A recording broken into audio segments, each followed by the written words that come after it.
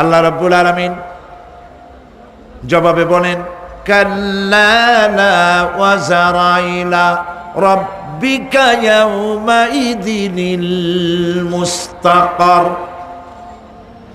কখনই নয়, ভাগবার জায়গা নাই, পালাবার জায়গা নাই। আল্লাহ রাব্বুল আলামিনের আশ্রয় ছাড়া কোনো আশ্রয় নাই।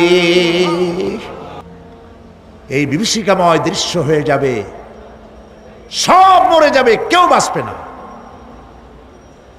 মালাকুল মউতকে আল্লাহ পাক জিজ্ঞেস করবেন, কে এখন বেঁচে আছে আর কারা বেঁচে আছে?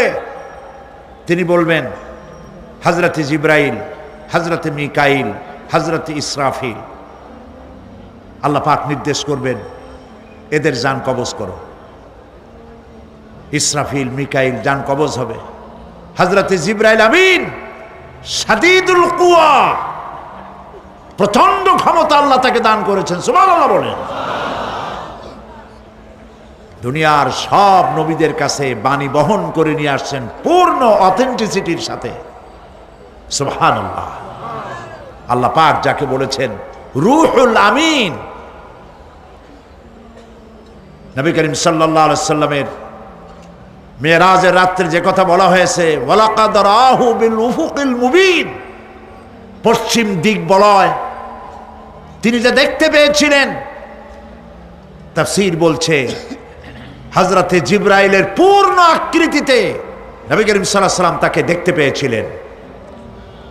হযরতে জিবরাইল যখন দুনিয়া আসেন, কোন কোন কিতাবে লেখা হয়েছে 600 ডানা আছে তার, দুই ঝাপটায় আকাশ থেকে জমিনে চলে আসেন, সুবহানাল্লাহ। হযরতে জিবরাইলকে আল্লাহ পাক বলবেন তাকে মওত দাও, হযরতে জিবরাইলও বিদায় হয়ে যাবে। আল্লাহ প্রশ্ন করবেন, এখন আর কে বাকি? মান বাকিয়া ইয়া মালাকাল মউত। মালাকুল মউত বলবেন, হে আল্লাহ তাআলা, এখন তোমার সামনে আমি দাঁড়িয়ে আছি, আর কেউ নাই। আল্লাহ পাক বলবেন, মুত ইয়া মালাকাল মউত। আল্লাহু আকবার। মুত ইয়া মালাকাল মউত, মরে যা, মরে যা। মালাকাল মউত মরে চলে যাবে, এরপরে আর কেউ নাই। আল্লাহ রাব্বুল আলামিন এই অবস্থায় কত বছর কত কাল চলে যাবে আল্লাহ পাক ভালো জানেন, কেউ নাই।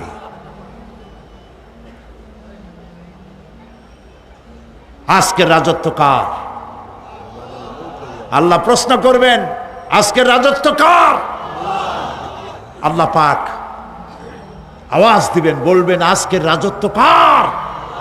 কোনো জবাব নাই, আকাশের নাই, জমিনের নাই, আকাশও তো নাই, কারো কোনো জবাব নাই। আল্লাহ পাক বলবেন, লিল্লাহি ওয়াহিদুল কাহ্হার।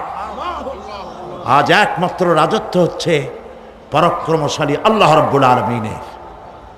আল্লাহ পাক বলবেন, ইয়া দুনিয়া আইনা শুজারুকি, হে পৃথিবী তোর গাছগুলা কই?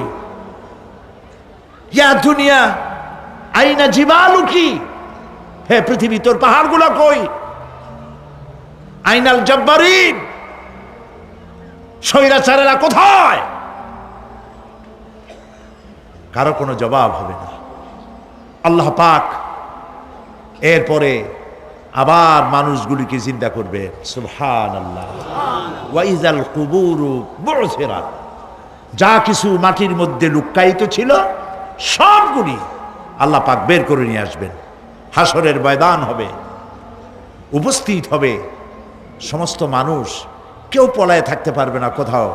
কুমিরে যারে খাইছে, বাঘে যারে খেয়েছে, আগুনে যারে পোড়াইছে, পানিতে যে পচে গেছে, পোকামাকড়ে যারা খেয়েছে, কোনো পথ নাই। সবাই আল্লাহর দরবারে উঠবে, পায়ে জুতা নাই, মাথায় কাপড় নাই, পরনে কোনো কাপড় চোপড় নাই, উলঙ্গ উলাঙ্গিনী।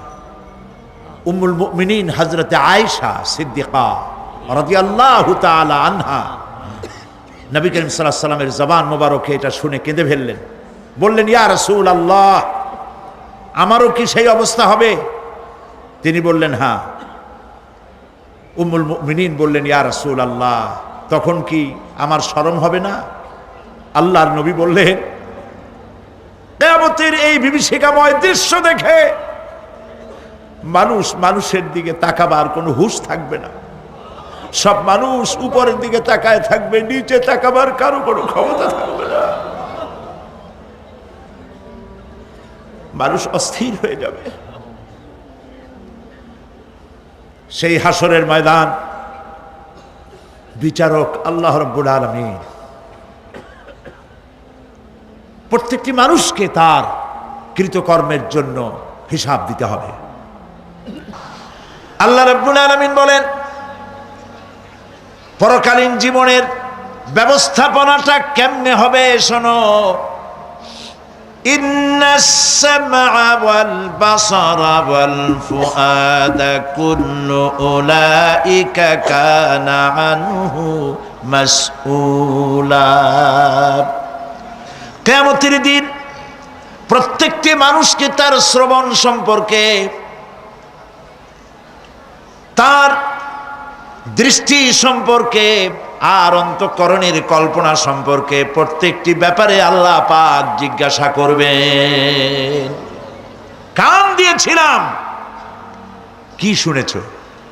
যা শুনছো তা আমল করেছো কিনা? আমার নিষেধ করা জিনিসগুলি শুনছো নাকি? কানের জবাব দিতে হবে। কান আল্লাহ পাক দিয়েছেন, সুবহানাল্লাহ। আল্লাহ পাক দিয়েছেন কান। এই কান দুটো যার নাই, কান আছে শুনতে পায় না, কত বড় কষ্টে আছে সে।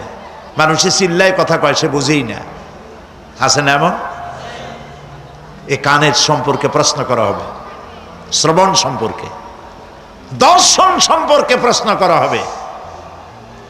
যা দেখতে নিষেধ করেছি সেগুলো দেখছো নাকি?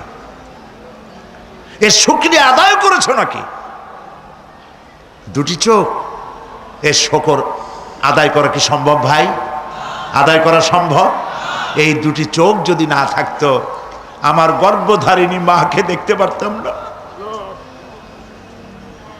এই সুন্দর চোখ দুটি যদি আল্লাহ না দিতেন, আল্লাহর এই সুন্দর সৃষ্টি দেখা থেকে বঞ্চিত হয়ে যেতাম।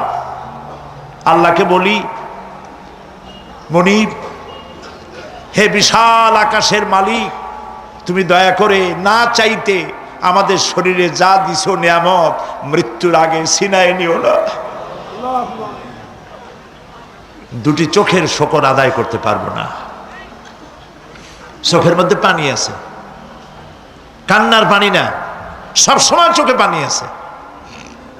চোখে আমরা পলক দেই না? কত কুদরত আল্লাহ পাকে। এই পৃথিবীতে দিনে রাতে অসংখ্য পলুয়েশন, রোগ জীবাণু সমানে উঠতেছে। এখন যদি মাইক্রোস্কোপ যন্ত্র এখানে থাকতো, তাহলে দেখতেন এই পরিবেশটা কত দূষিত, কত পলিউশন, কত জার। এগুলি নাকের মধ্য দিয়ে পেটে যাচ্ছে, চোখের মধ্যে ঢুকতেছে। ক্রমাগত চোখের ভিতরে ধুলাবালি ঢুকবে, আর পরিষ্কারের কোনো ব্যবস্থা যদি না করা হয়, চোখের দৃষ্টি নষ্ট হয়ে যেতে পারে। এই জন্য আল্লাহ রাব্বুল আলামিন চোখের ভিতরে মেডিসিন রূপী এক প্রকারের পানি রেখেছেন, আর অটোমেটিক চোখের পাতা ওঠানামা করে প্রতি মুহূর্তে চোখকে ক্লিন করে দিতেছে। এই চোখ সম্পর্কে আল্লাহ রাব্বুল আলামিন প্রশ্ন করবেন, অন্তঃকরণ সম্পর্কে প্রশ্ন করবেন। জবাব দেওয়া সেদিন বড়ই কঠিন হয়ে যাবে। এই জন্য আল্লাহ রাব্বুল আলামিন দুনিয়াবাসীকে সতর্ক করে দিচ্ছেন। তিনি আরো বলছেন, ওয়ালাকাদ খালাকনাল ইনসানা ওয়া না'লামু মা তুওয়াসবিসু বিহি নাফসুহু ওয়া নাহনু আকরাবু ইলাইহি মিন হাবলিল ওয়ারিদ। মানুষ সৃষ্টি করেছি আমি, তার অন্তঃকরণে কি চিন্তা হয়, কি কল্পনা হয় তাও জানি আমি। আর আমি আমার বান্দার যেই সাহারাকের উপরে মাথাটা খাড়া আছে, এই রোগের চাইতেও আমি বান্দার বেশি নিকটে। আল্লাহ পাক গোপন রাখেন নাই, বলে দিছেন আমি কিন্তু এখানে আছি। সুবহানাল্লাহ। আচ্ছা বলেন তো আল্লাহ কোথায় আছেন? এটি একটি মুশকিলের প্রশ্ন।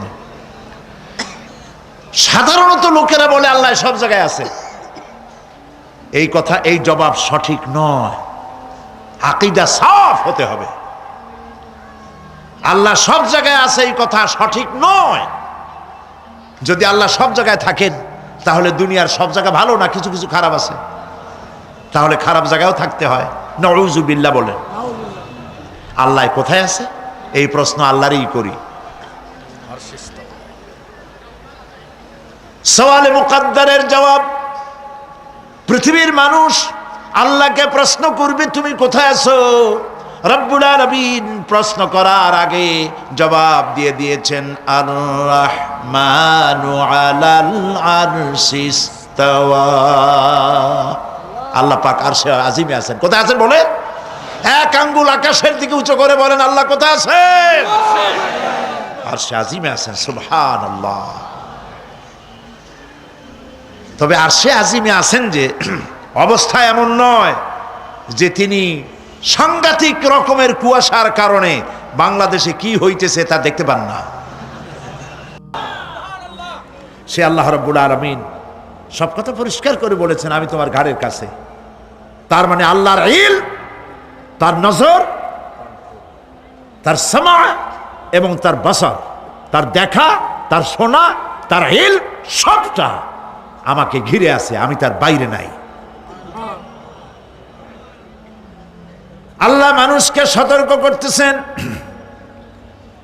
মা ইয়ালফিযু মিন কাওলিন ইল্লা লাদাইহি রাকীবুন আতীদ। মানুষ এমন কোনো কথা বলে না যা আমার ফেরেশতারা রেকর্ড করে না রাখে।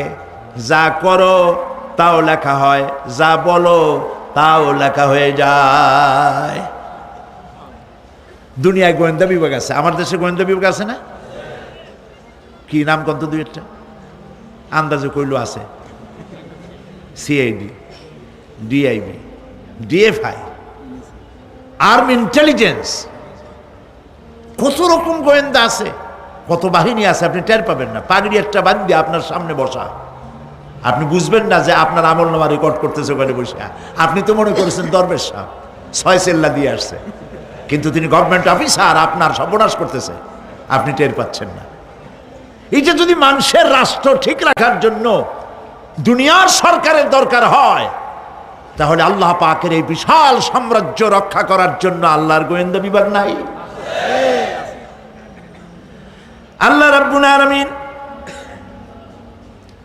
তার গোয়েন্দা বিভাগ কাজ করতেছি, আমরা বিশ্বাস করি না, আমরা বুঝতে পারি না, যার জন্য অন্যায়ের মধ্যে লিপ্ত হয়ে যাই।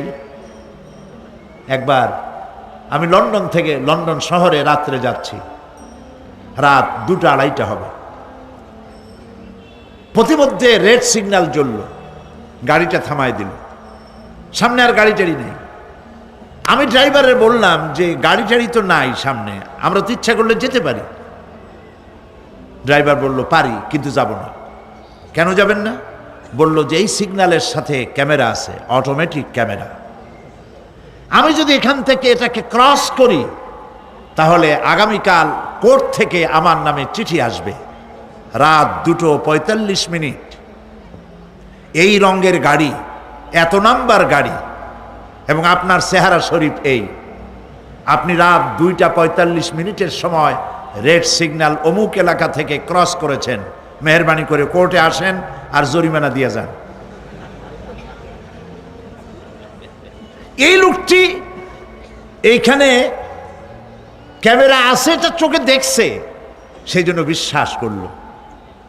কিন্তু এই ক্যামেরায় স্ন্যাপ নেওয়ার জন্য কোনো ক্যামেরা ম্যান নাই।